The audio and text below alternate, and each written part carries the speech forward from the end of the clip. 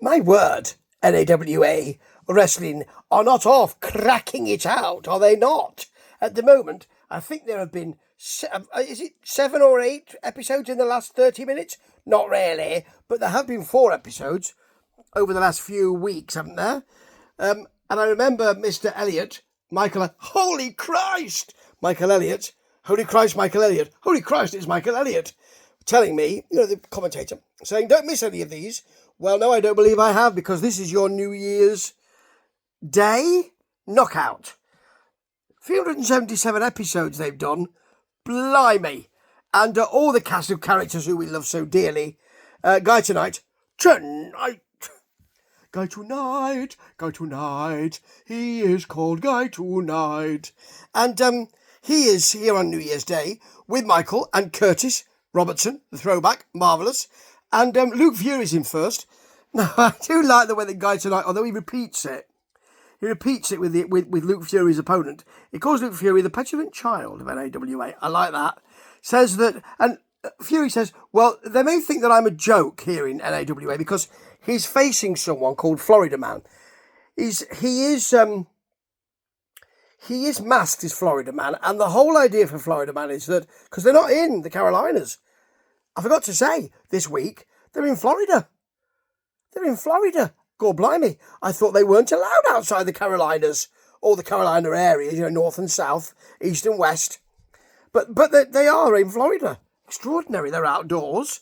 It's quite warm there, but Florida Man says that usually he likes to be in North Florida? No, he likes to be in the south because it's warmer. North Florida, it's a bit cold, which is why when they fight, he wears a hoodie. And the whole thing about this match is a lot of entertainment, is that he's got special powers in his hoodie, because as soon as Luke Fury takes that hoodie off and his skin touches the cold air of the probably very warm Florida, he starts to lose his power and starts to get beaten. So let me take you through some of the excellent action I've had to sit up. When you get to my age. You can't be leaning down too much. Start to get a pain in the neck. A crick, ladies and gentlemen, yes. So, here we go. We've got the Florida Man playing off with the cold. He's doing the brrr, brrr, doing that with his hands, that kind of, not massaging himself, going, woo, that sort of thing. He's doing all that kind of thing. So there's a drop kick early on, and Luke Fury has to bail. Then you've got Florida Man Luke Fury taking Florida Man's fleece off, hitting him with a big kick. It's not a fleece, it's a hoodie, Steve. Not really a fleece. He should have worn a fleece if he wants to be warmer, Anyway, a backbreaker from Luke Fury is very nice. Then there's a Florida Man enziguri, but he doesn't cover it because he's spending time putting his hoodie back on. I love it. And I really like the Florida Man's moonsault back suplex. Beautiful. So, what does Nick Fury do? Take that. Is it Nick Fury? Luke Fury, not Nick Fury. I keep calling him Nick Fury. It's a Marvel character, Steve. Luke Fury. What does he do? Goes straight for that hoodie, takes it off, and gets a low kick. Elliot mentions the kick being in the area of the twig and berries. That could be my influence there. Thank you, Mr. Elliot, if that's the case. And he hits a very nice swanton for the pin. Very nice.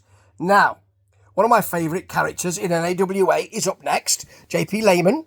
And apparently 3 years ago, Johnny Ryder, who he's facing, tells us they fought 3 years ago in NAWA, and here they are fighting again. Now, the Wall Street Fat Cat JP Lehman is, according to him, too big to fail. I think that's great. That's what they said about the banks, of course. So there you go. Now, he says that usually, he's reading the Wall Street Journal when Guy Tonight is interviewing him, and he says that he'd usually be playing golf or pickleball on a Saturday, but he's come here because he's got the opportunity to face Johnny Ryder. Now, he will say that again on the mic, almost word for word, and you know what? I didn't get tired of it. I didn't get tired of it when he said it outside the ring, even though I'd heard it before. Now, Johnny Ryder turns up with a pint of beer. Guy tonight is very happy with that, and he's quite taken with it. It almost affects his interview, really. Johnny Ryder's a nice guy. And they're not really going to get on, he and JP, are they? Because Johnny Ryder's a kind of meat and potatoes guy. And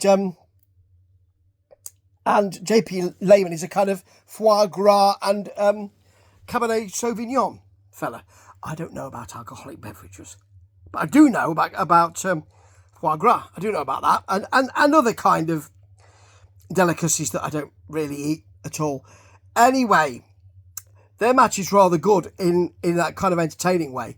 And JP Lehman will do his spots, which I've seen several times and never get tired of. So he gets ready first of all and stretches, and then we got him bailing as Ryder even comes over to him. Then Ryder gets some arm drags, but Lehman gets a head scissors in there. There's some shots from Ryder, and Lehman offers him cash, which of course Ryder doesn't want. He gets a waist lock. Ryder then goes for his own waist lock, and here comes the spot. It's the phone call spot. I've got a phone call. So he takes that phone call while he is on the call. He kicks him. And then what else does he do? He gives him some shots. Then Ryder gets the slam, picks up the phone, and he's the only one who's ever done this, actually, that I can hear just shout, sell it all. It's great. So, of course, JP Lehman's not happy about that. He bails to the outside. There's no fan separation, by the way, between the fans and the ring in this event. Not at all. Bit worrying. He then hits the ring post with his hand. Now, he's got the 30-6, hasn't he, which is a big right hand. So, Lehman sees the opportunity, because Ryder is selling this very well, to work on that. Yeah, he goes to Kids on the outside, and they give him a high five on the injured hand. I love that. Then he stomps on the hand. Can't get him up in a suplex. Tries to lift him. Couldn't even shift him. But then Johnny Ryder gets the stalling vertical suplex. And Lehman gets out of that. Bites his hand. Nasty back elbow. Joint manipulation, of course. And a super kick for a 2 count. Then he takes his shirt off, so he means business. Goes up to the top. Misses a swanton. He's not usually on the top. He doesn't usually come off the top, Lehman. Then a kind of ghetto blaster, which Curtis says, it's not as good as mine. Lehman bails, then gets back in and works the arm with and gets a lovely drop kick as well. Then there's a ripcord 30-6, and because he couldn't get the whole power of that because he's hurt his right hand, hits him with a left for good measure. It's rather good, and at the end of it, JP Lehman gets on the ropes and seems to think that he has won the match, which causes Johnny Ryder to give him a power bomb. For goodness sake. Be kind to money, and money will be kind to you. Don't you know that, Johnny Ryder? Okay, Justin Kindred Allen is with Guy tonight. Not tomorrow, tonight. And he will clip Donnie's balls, apparently. He's got big balls, apparently. But he'll clip them. And I don't know if he'll wear them as earrings. But he says he's doing it for the Allens. It's a good promo, actually. Now, you know how I feel about Big Donnie? He's a big dude. In fact, he's enormous. He's the NAWA champion, and he spends quite a lot of his time whenever we have a match with him on the mat, and you have to have someone who can work with that. Luckily, Justin Kindred Allen can do that. Now, Justin Kindred Allen starts with telling the crowd that they're trash, which causes someone in the crowd to shout, yeah! I don't know if he's celebrating being trash or if he's thinking, I'm from a different place entirely. If I shout, yeah, people will know that. It's a bit odd. Now, Kindred Allen bails early on and tells he's got a bit of a shoulder issue. He will play this quite a lot during this match. He then gets an eye rake and some chops, but there's an avalanche from Donnie. He doesn't get an awful lot in, Donnie. He's not got an awful lot of offence. Misses the splash.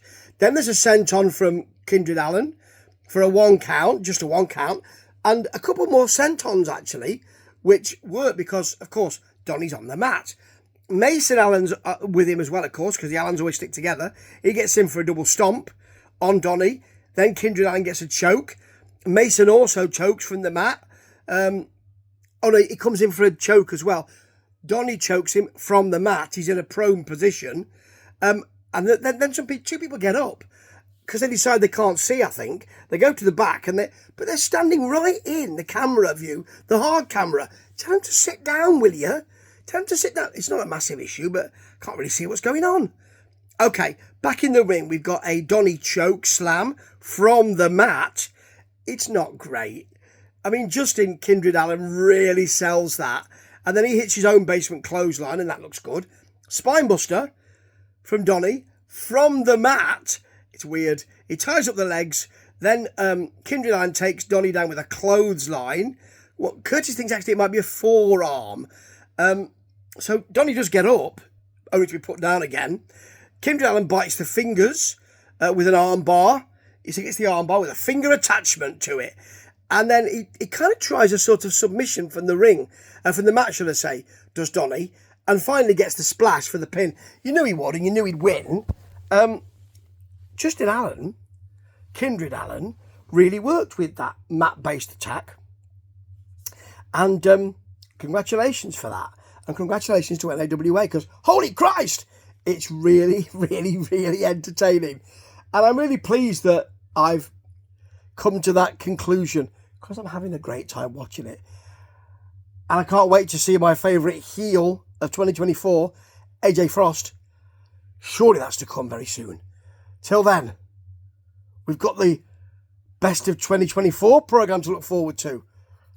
Good gravy. Holy Christ. I'm looking forward to it. Ta-ta.